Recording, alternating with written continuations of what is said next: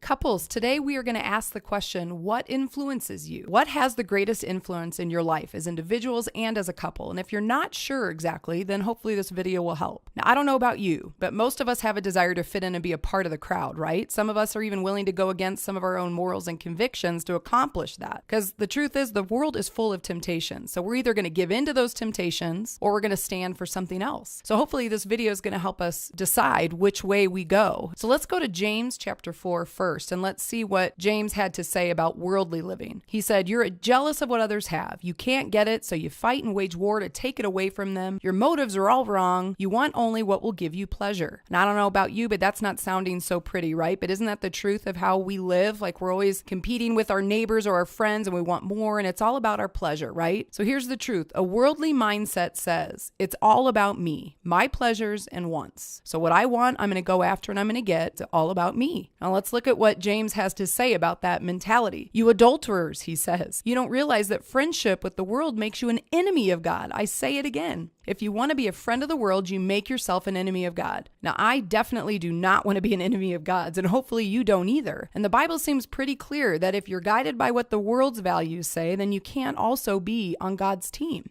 So that's a problem. We have to make a decision to say, what are the things that I'm allowing to influence my life? What has the greater voice that determines who we are and what we do? Here's the opposite then. A godly mindset would say it's not all about me and I should live to honor God. Now, the good news is the Bible is our guide to know how to do that. And so maybe you're sitting there thinking, listen, I'm new to Christianity. I just came to faith in Jesus not long ago and I've been living one way my whole life. What does it even look like to live a different way?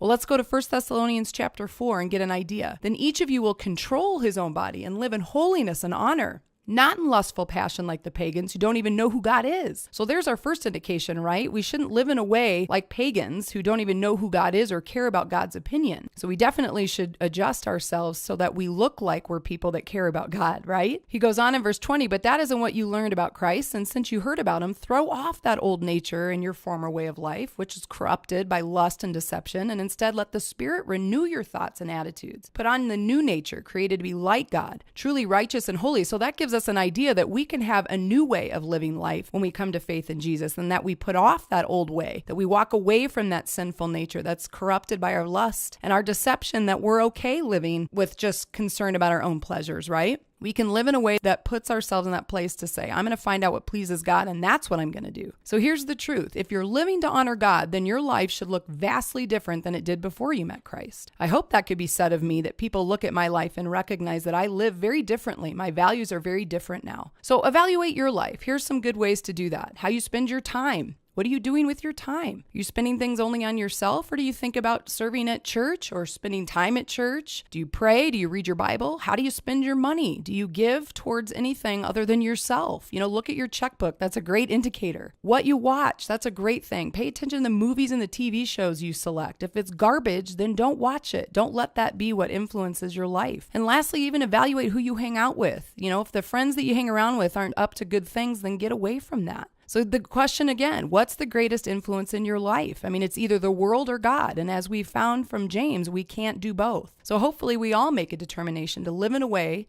that honors God, that He has the greatest influence in our life. So take a few minutes and answer these questions.